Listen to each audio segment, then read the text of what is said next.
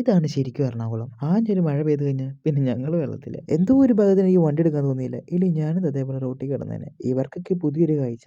നമുക്കിത് സ്ഥിരം. അല്ല ഈ വെള്ളം പൊങ്ങി കിടക്കുമ്പോൾ ഞാൻ അങ്ങോട്ടാന്നല്ലേ. നമുക്ക് പിന്നെ മഴയായാലും വെയിലായാലും വീട്ടിലിരിക്കാൻ പറ്റില്ലല്ലോ. ഗുജറാത്തിൽ നിന്ന് വന്ന പിറ്റേ ദിവസം തന്നെ ഞാൻ വീട്ടിൽ നിന്ന് ചാടിയിട്ടാ. വീട്ടിൽ നിന്ന് ഇറങ്ങിയത് മുതൽ ഞാൻ ആലോചിക്കും ഒരു കുട എടുത്താൽ മതിയായിരുന്നു. കാരണം ഇത്ര മഴയാണെന്ന് ഞാൻ വിചാരിച്ചില്ല. KSRTC ബസ്, മഴ, സൈഡ് സീറ്റ്, ഓ പക്ഷെ ഇതൊന്നും ആസ്വദിക്കാൻ പറ്റിയൊരു മൂഡ് എനിക്കുണ്ടായില്ല. തലേ ദിവസത്തെ ട്രെയിൻ യാത്രയും ഉറക്കക്ഷീണം മൊത്തത്തിലൊരു മൂടി കെട്ടിയ അവസ്ഥയായിരുന്നു. മൊത്തത്തിലൊരു സഹകരണ മനോഭാവം ഇല്ലാത്തൊരു ദിവസം.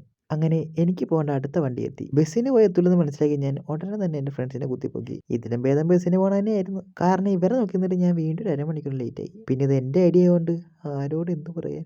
അപ്പോൾ ദേ ഇതാണ് Jesina K Jose, my best friend. ഞാനവളെ സ്നേഹത്തോടെ പഞ്ചവർണ്ണം എന്ന് വിളിക്കും. പിന്നെ ഇത് ഞങ്ങളുടെ അഭിയേട്ടൻ, ആളൊരു കില്ലാടിയാണ്. നല്ല പ്രായമുള്ള രണ്ട് മുതുക്കുകളാണ് എൻ്റെ കൂടെയുള്ളത്. പക്ഷെ ക്യൂട്ട്നെസ് ഞങ്ങൾ തൂറി അറിയും. കാരണം ഇനി ഫീൽഡിൽ പിടിച്ചിരിക്കണമെങ്കിൽ അല്പം പൂക്കി വൈബാകണം. പ്രായം 25 ആവാനായേ, അതിൻ്റെതായ സ്ട്രെസ്സും ഉണ്ട്.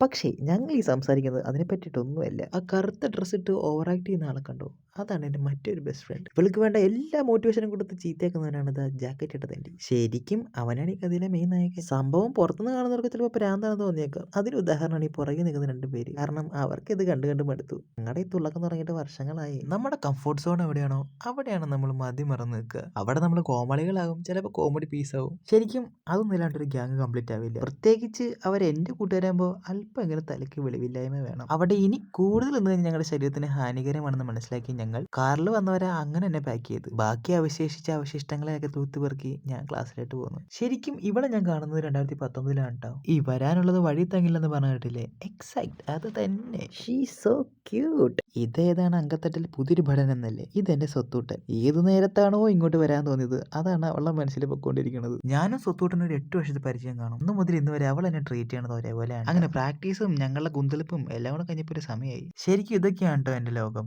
പ്രാക്ടീസും ഡാൻസ് പ്രോഗ്രാമും ഇതേപോലെ വെളിയില്ലാത്ത കുറെ കൂട്ടുകാരും കൊണയടിയും ഇതൊക്കെ തന്നെ. മൊത്തത്തിലൊരു കുത്തഴിഞ്ഞ പുസ്തകം അത്ര തന്നെ.